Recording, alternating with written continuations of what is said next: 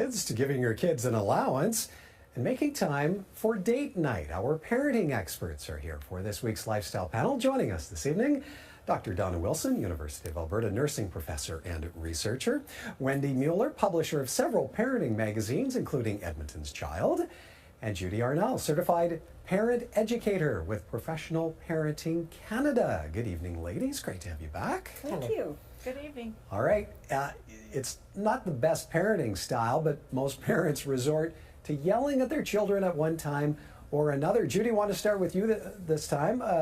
We all know it's wrong, and while yelling may be effective in the moment, what's it an actual sign of? Well, it's kind of a sign of parents losing their self-control in a time that we're trying to teach kids self-control. So it's kind of normal. All parents do it. I did it. And we try not to. So I always tell parents, take a 2-minute time out before you deal with any heavy parenting issues, and go yell at the wall, go scream at the toilet and flush it, but get your anger out first and then come back and deal with the issues. And do your best. We all get practice, and thank goodness as we get older, our kids get older, they give us less reason to yell, and sometimes, you know, they don't remember how much we yelled in the early years, so that's a good thing. Well, and Judy, all around, it's stressful for everyone, but probably most so for the kids. It is. When their loved ones are yelling at them, it is a form of toxic stress in that it's not supported by another caregiver. So it's not the healthiest thing for them, but generally most kids turn out okay though. Donna, if it's a repeated behavior, what kind of potential impact can it have on the child? Well, like most nurses, I'm concerned about, was the evidence say this? So I looked at the research, and actually a really very clear correlation that the more you yell at your child, the more the child will be aggressive with other children. And so it's not just yelling, but also hitting. And also against parents, and in fact back to the parents. So if you want to develop, cycle. Absolutely, if you want to develop a loving relationship, it doesn't involve yelling.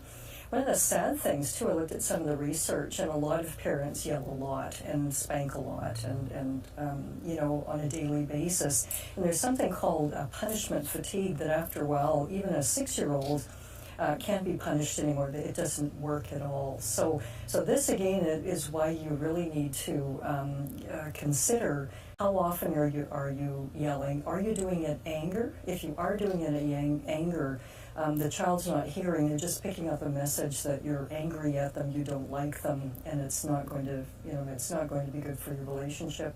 It's not going to be good for the child's health. When even with all this knowledge, I'm sure most of us as parents have our loud moments. Should we beat ourselves up over it?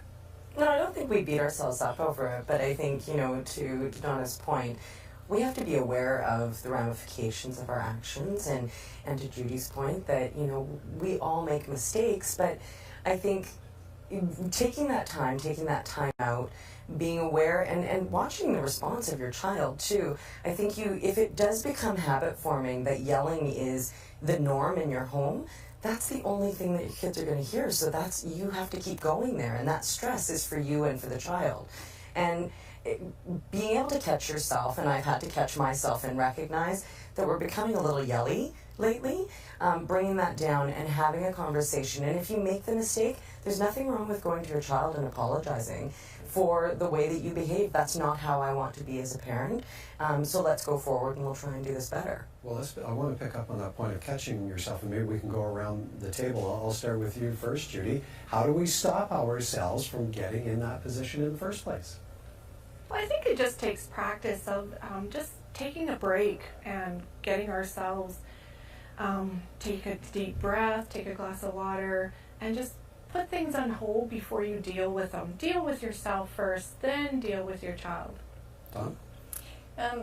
I guess I'm going to kind of take a little bit of a different tack being a nurse, and that is, you've got to feed yourself. You have to have enough sleep.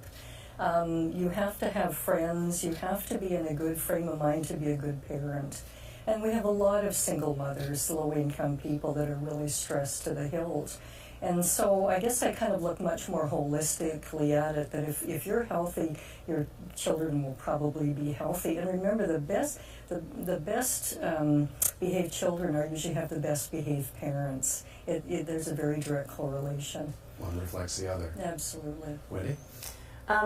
For me, it's my husband and I think we are each other's check sometimes. And I think having the conversation and making the commitment with the kids, with your spouse or your partner, that it's okay to call us on it if we're in that state, and tell us that we need to check the tone or that we're yelling. Because sometimes when it is heated and you're stressed out and you haven't gotten enough sleep, you don't recognize that it's crept up on you. And those things can escalate really quickly. So being prepared for it, and I think as a family making a commitment to the way we're going to communicate would be a great way to keep each other in line. Dial back the stress. Okay, time for a break. Up next, the allowance conundrum, a reward system or a learning tool. More from our lifestyle panel after the break.